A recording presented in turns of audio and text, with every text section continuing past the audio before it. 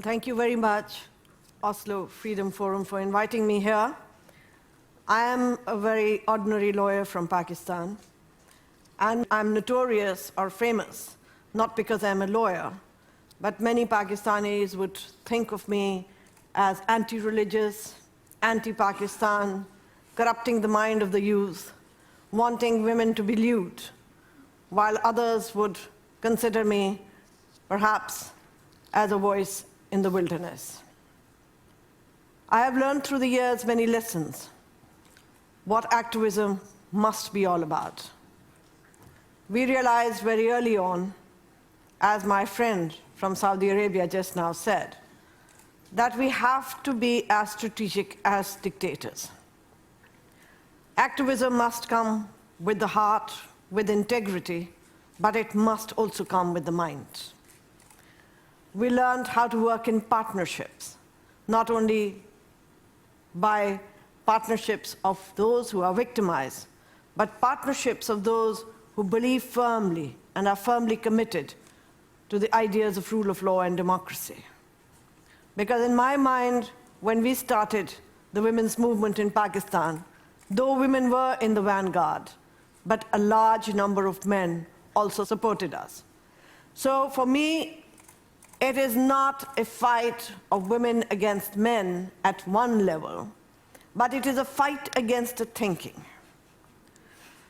In Pakistan, we've had 40 years of dictatorship out of 60 years of age in our country.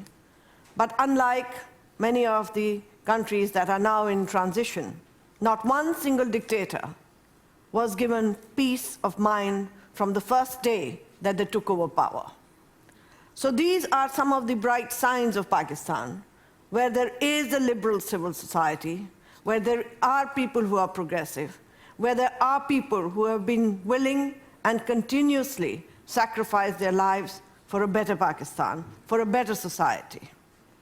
We have therefore learned to build on the positives. And I realized, like many of my friends, when we talk about mindsets, for example, we've heard these cliches so many times. Muslims can never stink. Muslims can never lie. Muslims have their own way of life. And one has been able to challenge this mindset. But this mindset is not something that you're born with.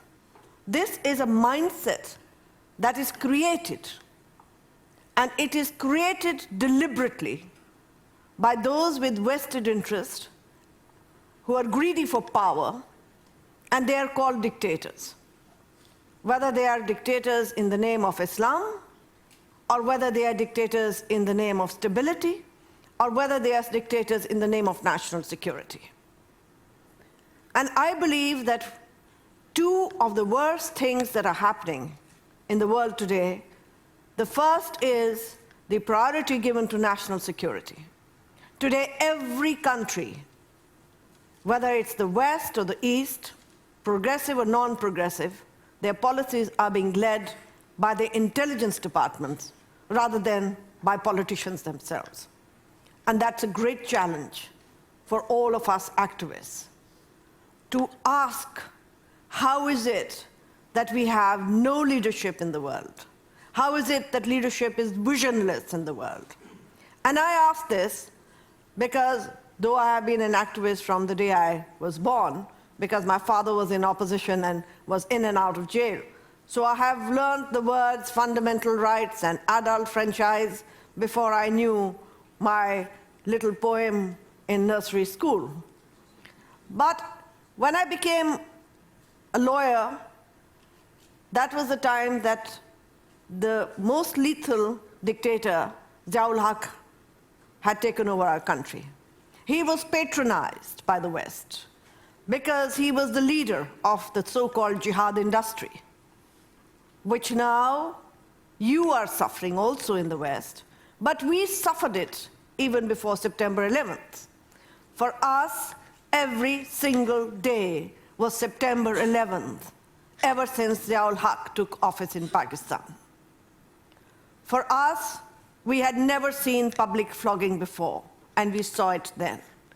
For us, we had never experienced laws which said that people should be stoned to death and their hands should be amputated.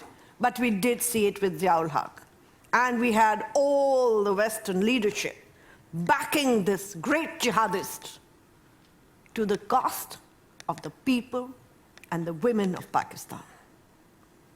And I recall that at that time, we were frustrated young women because we saw these laws coming where a woman who was raped could be charged of extramarital sex, where a blind girl was accused of extramarital sex, given punishment, where a young woman was flogged publicly in Karachi, and we seethed and we said, over our dead bodies, will our daughters go through this? So there were 150 of us who decided to demonstrate against Ziaul-Haq's Islamization. There had been demonstrations earlier, but political ones, who should come to power and who should not come to power. But nobody challenged Islamization of Ziaul-Haq. My father was alive at that time, and when I said we are going tomorrow for a demonstration, he knew what we were up against. And he said, oh my God, really? But he moved behind the scenes to make sure that we would get international attention if something happened to us. And true enough, we were beaten badly, slapped around, picked up, thrown in the police van. And the more repression that was on us, the more our resolve. And we went into the police station and we said, we are not getting out of this police station till the Interior Ministry does not publicly apologize to us, and we want to hear it on radio. Because we will not allow one dictator to ruin a whole generation of our women. And I believe, I worked with women for years and decades in my country. I believe that women in my country are the hidden pearl. They have so much courage. They tell you off, even as a lawyer. I remember a woman coming with 5 or 6 kids, and I said, you really want a divorce? What are you going to do with these kids? You really want it? And she looked at me and she said, I've been sitting outside, hearing all the training programs that your office is giving of women who were killed in violence during marriage. Give me one example where a woman has died because she was divorced. And I couldn't. I mean, these are the voices of wisdom that you get. For example, I have had bonded labor telling me, when I have said to them, do you really want to be free? You won't get a job. And they've said, if it was only for food, I could go in the prison. But what I want is my dignity. So I believe that these are fundamental values. I know that I'm running out of time, but I want to briefly just say to you that there are cases I've done of an 11-year-old boy who was accused of blasphemy, given death sentence. I knew I was going to take a risk by fighting his case.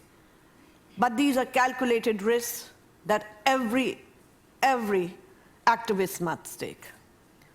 On appeal, the judge who acquitted him was killed. I was attacked several times. I still have close security in my country. But that child was saved. Similarly, I had another client who is now in asylum or now living here in Norway, a young girl who married because she wanted to get married to someone without the permission of her father. And that was a crime. But just to wrap up, very briefly, is to give some of my experiences for transition to democracy. Transition to democracy is a very challenging time. It is hard. We get frustrated because the remnants of dictatorship are still there. The old mindset is still there. And the new people that come in are either the creation of the old one or they are unskilled. But I believe that when there is less democracy, you need more democracy.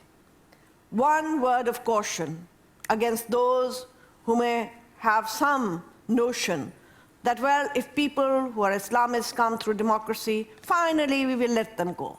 Finally people will change the rulers.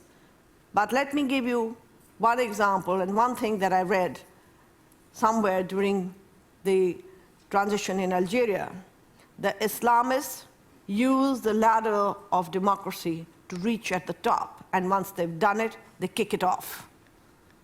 So therefore, it is very important that you make sure that when they are there, they do not sow the seeds in your constitution and your laws so that you have to suffer another 3 decades to get rid of them. Because you cannot be an intolerant person on religion and yet be a Democrat. And therefore, I agree with my friend who came earlier talking about self-censorship. I think there is self-censorship. I know that I worked in the UN as a UN rapporteur on freedom of religion or belief. And every Western country's government is so afraid of what is going to happen. They are so politically correct. But let there be a war of words rather than be fear for everyone. Thank you very much.